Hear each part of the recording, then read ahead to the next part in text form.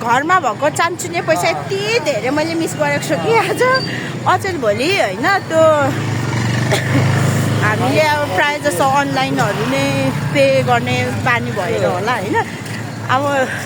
यो टेक्नोलोजीले घरिघरि कस्तो अप्ठ्यारो पर्ने क्या अब हामीले प्रायः जस्तो अनलाइन युज गर्ने बानी भए पछाडि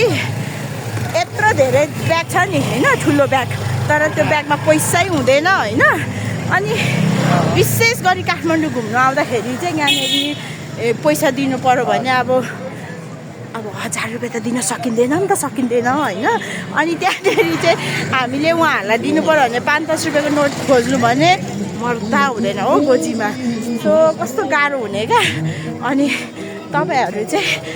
काठमाडौँ आउँदाखेरि त प्लिज घरमा भएको जति पनि त्यो पैसा छ नि 5-10 रुपियाँको नोट सबै बोकेर आउनु होला नत्र म जस्तै गाह्रो पर्न सक्ने सम्भावना छ हो कि न भन् त